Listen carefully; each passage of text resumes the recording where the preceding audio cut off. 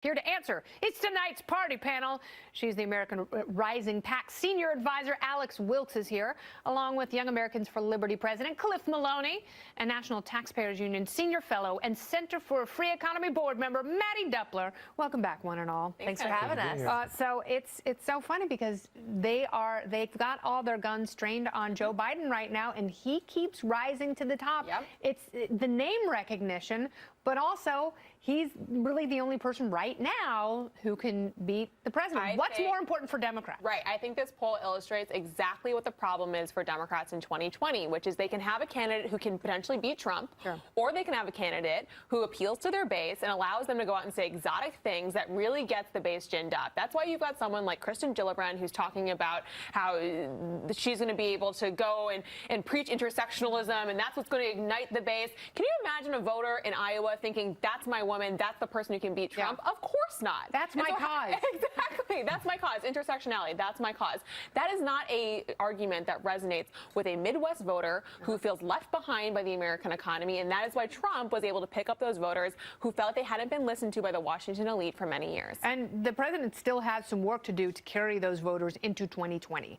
And I don't think that those are the most secure members of his base. But I agree with Maddie. That was the math that worked for Trump. Absolutely. And the question for Democrats is what math is going to work for them if they can't square the So circle where do they go? Do they go full progressive? Because it feels good and people seem to be very excited and energized and agitated, but is that enough? I think they're going to look at the polls and try to figure out what are the issues that actually resonate with voters. Because the problem right now, I was in Iowa for 6 months leading up to the previous caucuses. You look at these polls that are coming out with Biden, I think a lot of it is name ID, right? What do these candidates stand for? And that's the problem I'm having with pretty much every single announced Democratic candidate, which is what are they running on? Now, you guys gave me some flack for Tulsi, but I give Tulsi Gabbard some credit because at least she's coming out and talking about war. She's not even registering. I agree with you there. That's the only thing where I agree with her. But she is going to be absolutely squashed by her party for statements that she has made in the not-so-recent past. Sure.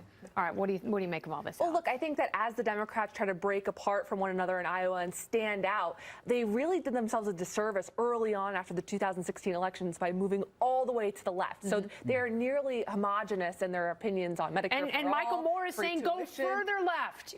He's saying don't be a moderate. You cannot be in the middle. We have to go to extremes. And so that's the problem, is that now they've gone to these extremes. They're almost indistinguishable from one another. So to Maddie's point, it's bringing up terms like intersectionality and character traits that otherwise wouldn't be considered sort of issue areas. So like, with Elizabeth Warren now, that's created a problem because she's had to go on an apology tour with the Cherokee Nation for trying to claim intersectionality. That's where the base is. The last 20 years have seen Democrats move solidly to the left. Now Democrats are identifying themselves as liberals rather than as Democrats. I think that there's such a big split in the Democrat Party, and I don't think it's the progressives who can win the White House. I think they can win these local races. I think there's plenty of room for the cult of personality within that wing. I don't think that wing leads the party when it comes to a national race, but we shall see. The panel returns after the break. A Hawaiian lawmaker is proposing a bill that would ban the sale of butts. No cigarettes in his state. He says